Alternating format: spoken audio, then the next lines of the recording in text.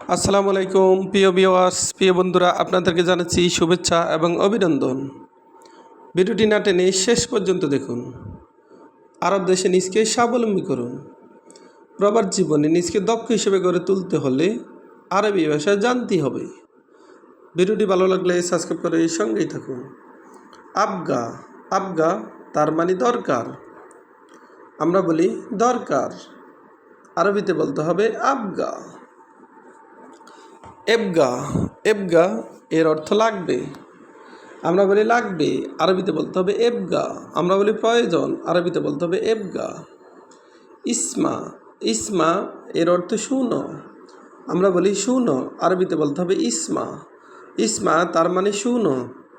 আলহিন এর অর্থ এখন। আলহিন তার মানে এখন। আমরা বলি এখন, আরবিতে বলতে হবে আলহিন।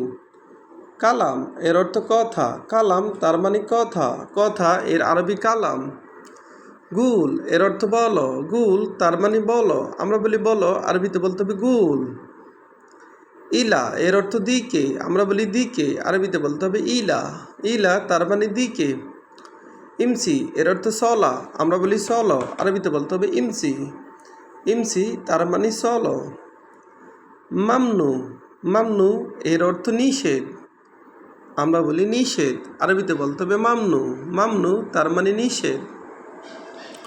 মশগুল মশগুল এর অর্থ ব্যস্ত। আমরা বলি ব্যস্ত, আরবিতে বলতে হবে মশগুল। মশগুল তার মানে ব্যস্ত। ব্যস্ত এর আরবি মশগুল। গলদ এর অর্থ ভুল। গলদ তার মানে ভুল। আমরা বলি ভুল, আরবিতে বলতে হবে গলদ। কারিম এর অর্থ ভদ্র। কারিম তার মানে ভদ্র। আমরা বলি ভদ্র, আরবিতে বলতে হবে কারিম। কারিম তার মানে ভদ্র। পুরসা এর অর্থ সুযোগ। পুরসা তার মানে সুযোগ।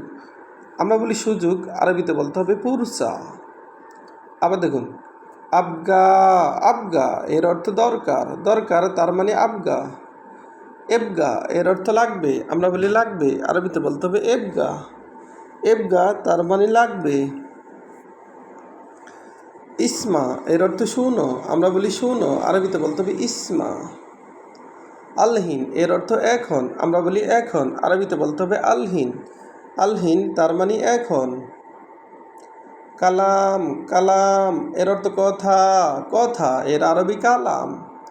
গুল এর অর্থ বলো। আমরা বলি বলো, আরবিতে বলতে হবে গুল। ইলা এর অর্থ দিকে। ইয়ামিন ইলা ডান দিকে। ইমসি এর অর্থ চলা। মামনু এর অর্থ নিষেধ। মশগুল এর অর্থ ব্যস্ত। গলত এর অর্থ ভুল। কারিম এর অর্থ ভদ্র। ফুরসা এর অর্থ সুযোগ। ভিডিওটি ভালো লাগলে অবশ্যই সাবস্ক্রাইব করুন এবং শেয়ার করুন। ভুল হলে ক্ষমার দৃষ্টিতে দেখবেন।